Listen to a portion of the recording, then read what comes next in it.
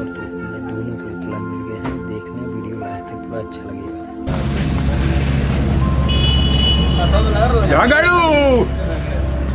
अब बिछा तो देले बैठेगा दुगो कुर्सियां ना ली बेटा कहाँ बैठी ए तोहरे खतनी आइल भाई नीचे उतर भाग चला हाँ नार नाश्ता के तो चीज आ गोली दूध आय बाबा दूध खा गोले तो दूगो रसगुल्ला खा गोली ए झगड़ुआ रेस्टर बादी रसगुल्ला में 5 गो ना ला हाय तो साले एरिया बनला सके अब दूगो कहाँ से आई हटाओ चल आई जा चल हम तारा के आतना मननी आतना जननी है सारे इज्जत पर धोखा करता साले बुद्धि नहीं खाता निको बाप रे बाप हटाओ जल्दी जय भगवान आ गिलास दुगो और ले आओ ना बतानी हाँ जय भगवान आज जन बैठे नु आज हमरा झगड़ू के बियाह जन बैठे तय हो जाए भगवान हे भगवान लेकिन है दुगो रसगुल्ला कहाँ से आई आजा आवता लो मंदिरिया तक ले पहुंच गइल बालो ताता आ देना नो आ सुना लड़की वाला हालो तारा एक शब्द नहीं के बोले हम बोना ना तो हम बियाह तय थे होई अरे साला तो तोर बियाह बोलले से होई ऐसे बोलबे तो बियाहवा कट जाई मिठाइयों के दामवा जोन बाटे ना आई तो पुतिहा हम ते थमान हम देवा बना दे हम बानी नु हम जब कहब कि तू बोल तबे बोली है ठीक नु ऐसे चुपचाप एकदम मुस्कान चेहरा पर लेके एकदम बैठा रहेगा अल्लाह इतनी ना बनिया होई तब लड़की फिर चलल जाई नु देखे लड़की देखे चलल जाई बिना लड़की देखले थोड़े होई ठीक बा अनु ठीक बा हां ठीक बा अब बढ़िया से जाके झाड़ू का माथा ना तनी अन्ना खूब बढ़िया कोई न तनी हाँ जो अरे ये सब करो जाओ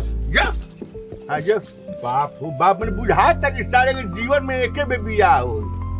बड़ा संजोग से जो नाच हाड़े हरदी लागे के बा हमारे झगड़ू के सब हेने क दिन आते साला कुकुरा के कोनो ठीक नहीं के कब तुरा जाई कोनो गारंटी रसगुल्ला देख के तो और तुरा जाता अरे हम तो नाक कटवा दी ते 3 गो बांचल बा वो लोग के का पता बा कि कुकुर खइले बा कि के खइले बा और का ए बबी हां बाबूजी सुन ना का कहत रहो बोलो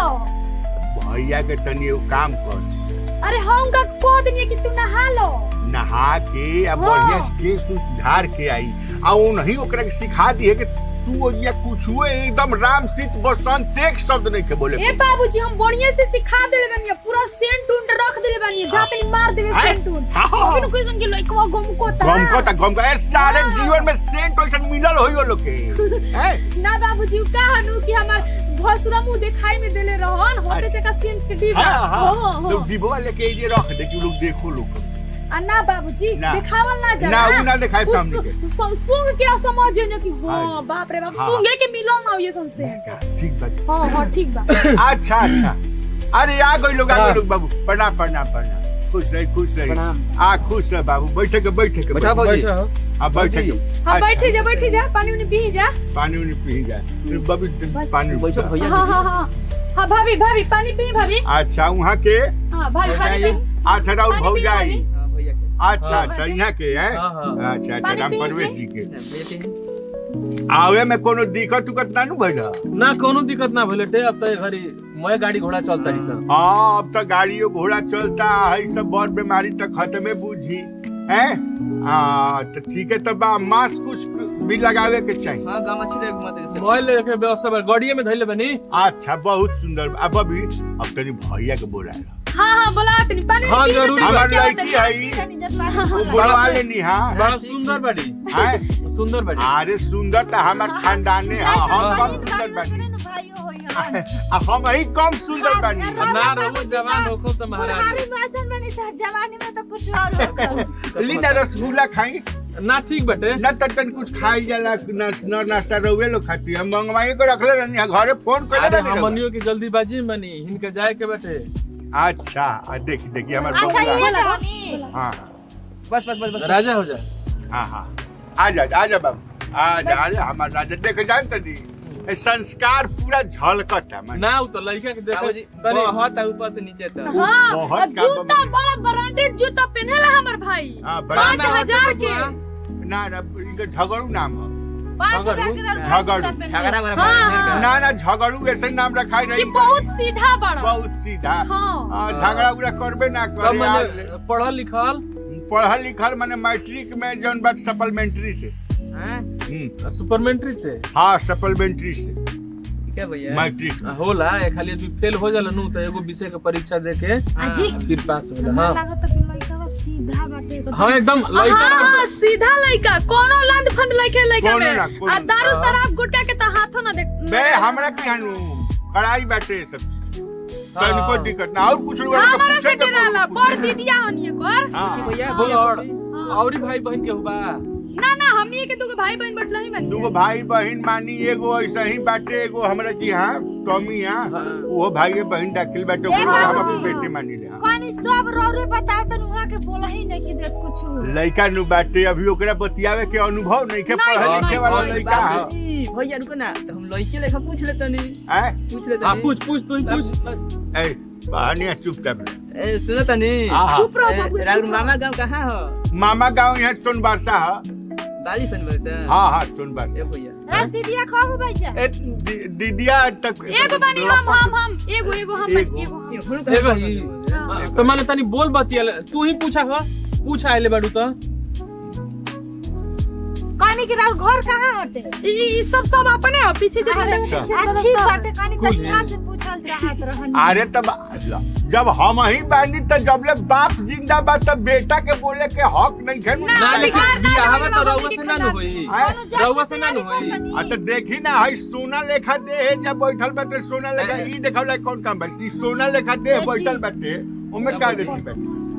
ए सुनी बाबूजी एक खाड़ कहीं देख खाड़ हो जी खड़ा हो जा भाई बबुआ खड़ा हो तनी तीना खा हां अरे ऊपर ना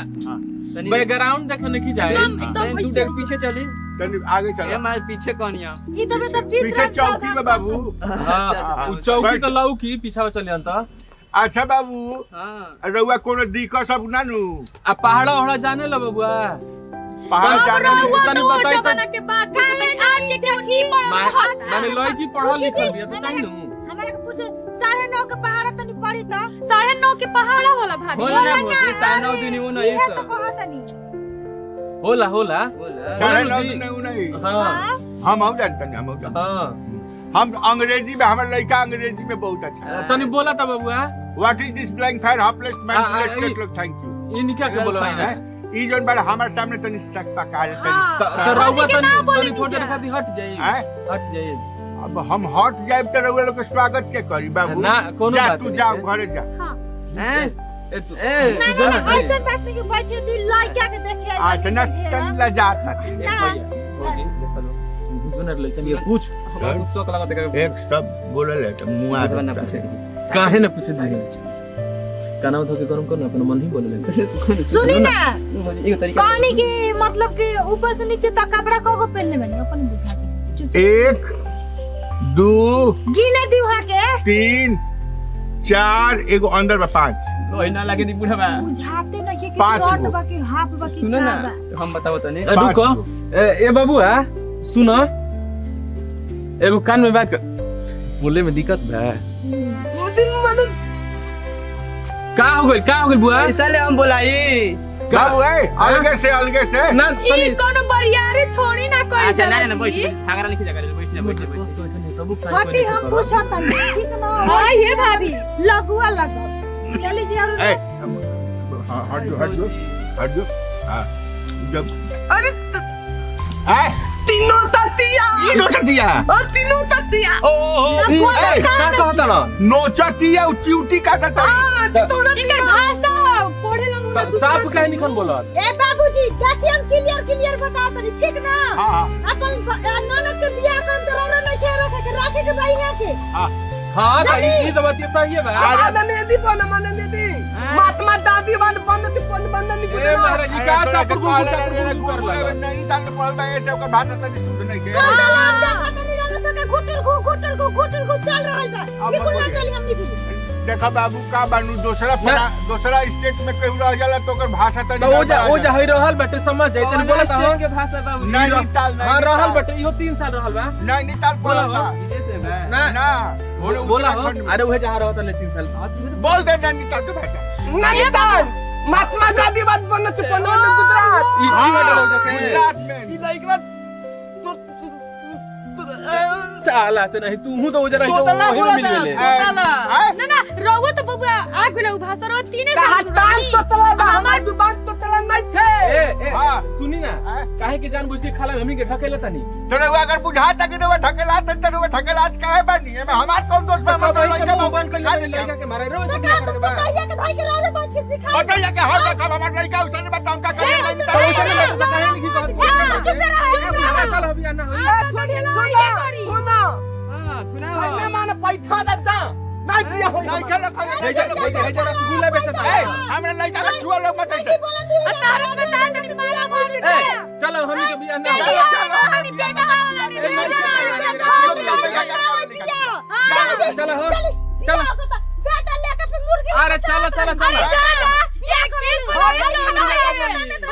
चुप रहा बेटी नहीं है एमे धान में के बियाह हो जाई एक में तू खाली ना थोड़ी दो टंगड़िया के तू ने साला तोने का कहानी है कि तो मत कर तोने का कहानी है तीन दो तत्राली तीन ओ ना तो तेहू नोच देते तेरा नोच देते हाथ से धोती कान में ओठ ना देला तो सुन अब मान ले हई ठीक बाटे लोग आई जाई लेकिन जब कहत तनी उतना करी हई अब की बे बेचा गइल दू साले चल 95 रुपया खत्म हो गई खइबे का आई हो एगो हम खाली का तो छोड़ जा दे तो हटा ए बाबूजी तहनी लोग के खाए के लौकता है हमार टेंशन उड़ के भाई के बियाह ठीक ना भइल जैसा भाग सारा जीवन में बाप रे बाप खतरा हम खर्चा करके आई है बाबूजी अब का करी हमने तो कुछ बुझाते नहीं छे जा दे हम इंग्लिश पुर वाला आवे वाला बालू बुझल लो एगो काम कर हई कुल मिठाइया ले जाके और बढ़िया से बांध के रखते हैं और इंग्लिश पुर वाला लोग आई नु ओहू में काम कर जाई घाटा ना लगी ठीक बा रख दे तनी ठीक नु जा हम का बताई बाबूजी ठीक से 3 गो बाटे आए हां हल ठीक से ले जाके रख दे हे भगवान अब हम का करी चल एगो बा आशा बाटे गाइस वीडियो अच्छा लगा तो लाइक करें शेयर करें चैनल को सब्सक्राइब जरूर कीजिएगा हमारे चैनल को सब्सक्राइब ऐसे वीडियो देखने के लिए चैनल को सब्सक्राइब जरूर कीजिएगा।